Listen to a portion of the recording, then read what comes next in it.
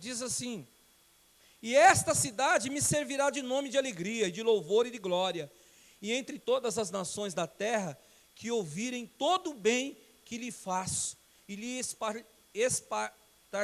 espantar-se-ão e perturbar-se-ão, por causa de todo o bem e por causa de toda a paz que lhe dou. Sabe aonde que Deus é glorificado, igreja? Quando a bênção do Senhor é feita, formada e estabelecida na sua vida. Sabe quando que as pessoas conhecem o nome do Senhor? Quando a bênção do Senhor é sobre ti, querido. Abra os teus olhos, meu irmão, abra os olhos da fé, declara, determina, profetiza, casa de Israel, e você vai ver a bênção do Senhor. Profetiza. Verso 13, ele disse: e nas cidades das montanhas, e na cidade das planícies, e nas cidades do sul na terra de Benjamim, e nos contornos de Jerusalém, na cidade de Judá, ainda passará gado pelas mãos dos contadores, diz o Senhor. Eis que vem dias, diz o Senhor, em que cumprirei a palavra boa que falei à casa de Israel e à casa de Judá.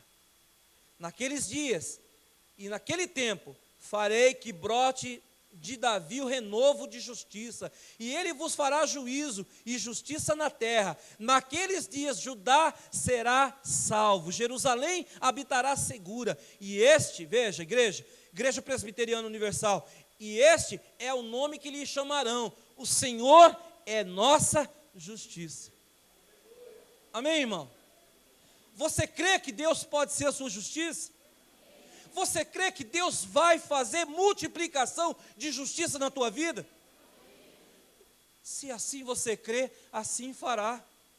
Assim será feito, para a glória do nome do próprio Deus. Em nome do Senhor.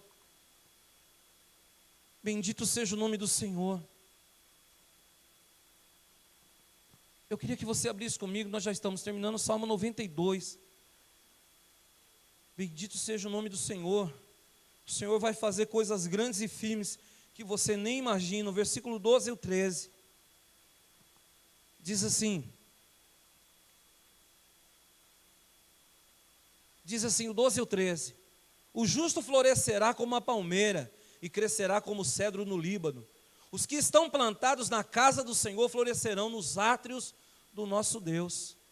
Na velhice ainda darão frutos e serão viçosos e florescentes, para anunciarem que o Senhor é reto e é a minha rocha, e nele não há injustiça. Você quer florescer, irmão? Quem quer florescer aí? Você tem que estar firme na casa do Senhor. Você tem que estar firmado na casa do Senhor. Você tem que frequentar os cultos, porque a fé vem por ouvir, e ouvir a palavra pregada. Não é a palavra lida, não. É a palavra pregada, é a palavra revelada. Clame a mim e responder-te-ei, coisas grandes e firmes que não sabe. Quando você vem para a igreja, por meio da fé que você determina, você chegando na casa do Senhor, a palavra de Deus será revelada para você. Coisas grandes e firmes que você não sabe, serão reveladas. E é nessa hora que você liga na terra e Deus liga no céu. É nesse momento que o milagre chega para a sua vida, irmão. Não é lá na sua casa lendo a Bíblia, se é que você consegue ler, porque raramente alguém que fica em casa dizendo ler a Bíblia vai de fato lê-la. Dificilmente, pois se a pessoa não tem força para vir à igreja, muito menos para ler a Bíblia em casa. Isso é fato. Isso não adianta tampar o sol com a peneira. Isso é fato. Então, irmão, se você quer florescer esse ano de 2015, bota no seu coração: com chuva, com sol, eu não sou feito de açúcar e nem de sal. Em nome de Jesus, com chuva ou com sol, eu estarei na casa do meu Senhor. Pelo menos 2 vezes por semana. Isso é uma obrigatoriedade nossa, é uma obrigação nossa. Porque ouvindo a palavra de Deus, gera fé. E gerando fé, aumenta a visão. E aumentando a visão, o Senhor Deus pode fazer, formar e estabelecer. Vamos fazer isso, queridos. Vamos colocar a nossa vida no altar de Deus, e nós vamos ver as coisas grandes e firmes do Senhor. Eu já estou terminando. Eu queria que você abrisse agora comigo, em 2 Coríntios, nós vamos ler o último versículo. Eu já citei ele já aqui falando, mas abra comigo em 2 Coríntios, no capítulo 3, 17 e 18. 2 Coríntios 3, versículo 17 e 18.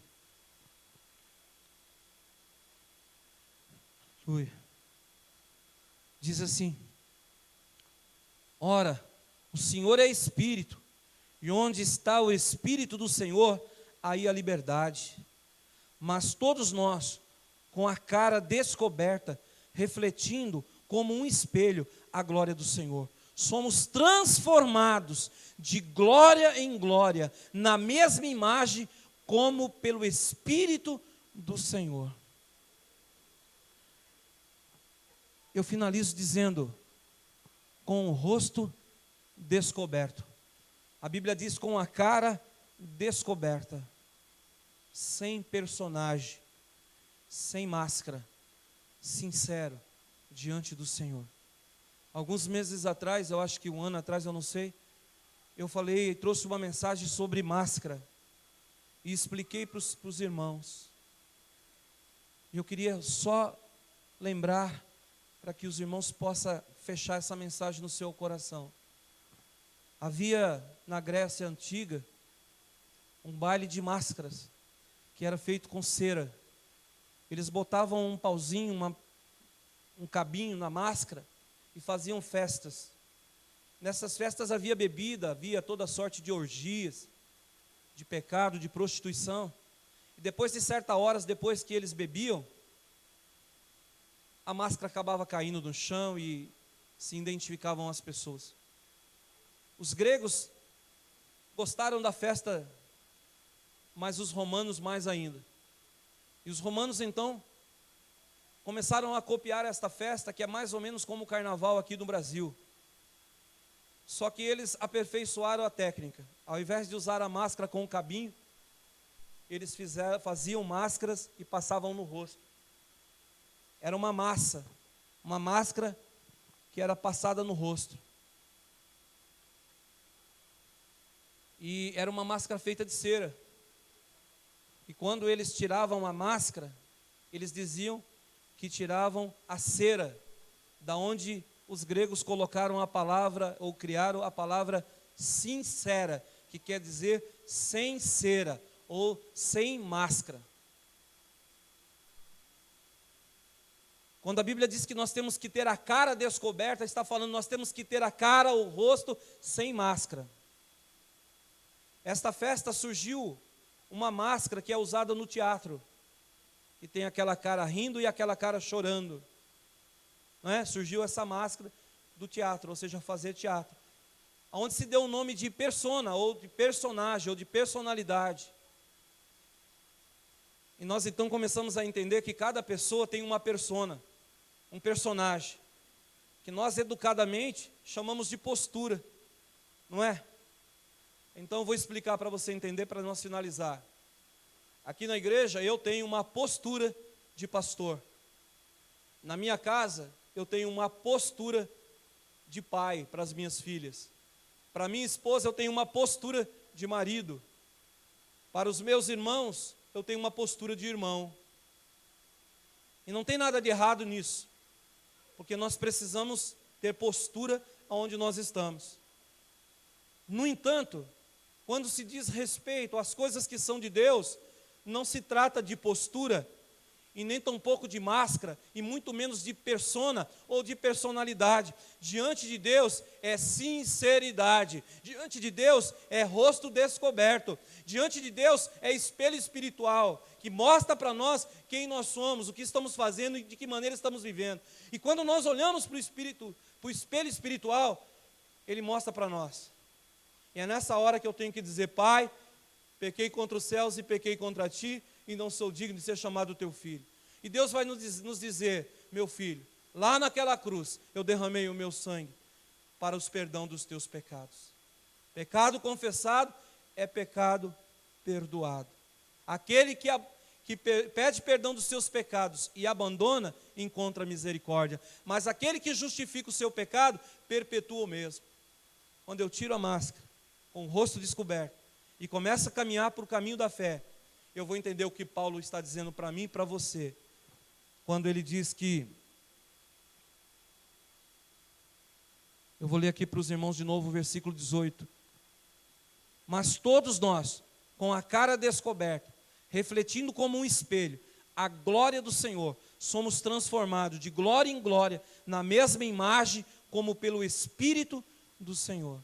Quando eu entendo isso, e eu me apresento diante do Senhor, e eu começo a querer deixar Deus trabalhar, e eu entrego a minha vida aos cuidados do Senhor, e eu deixo que o Senhor faça na minha vida o que Ele quer fazer, e eu deixo que o Senhor forme na minha vida o que Ele quer formar, então, verdadeiramente, Ele vai me estabelecer.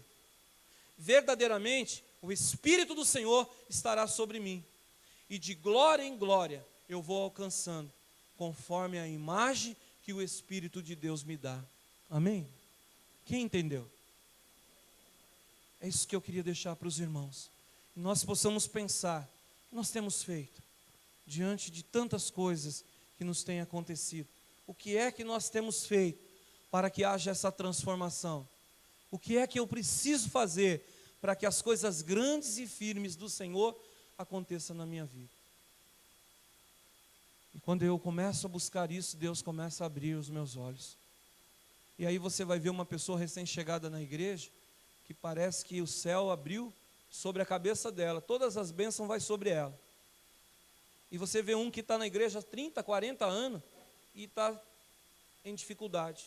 Aí você fala, poxa, Deus me abandonou. Não, Deus não abandonou, é porque essa pessoa entregou a vida para o Senhor está fazendo, formando e estabelecendo. E essa pessoa tirou a vida da mão do Senhor. Deus não pode fazer, nem formar e nem estabelecer. Então, entra para o caminho da religiosidade, entra para o caminho da mesmice, e os milagres do Senhor não acontecem. Amém, irmãos?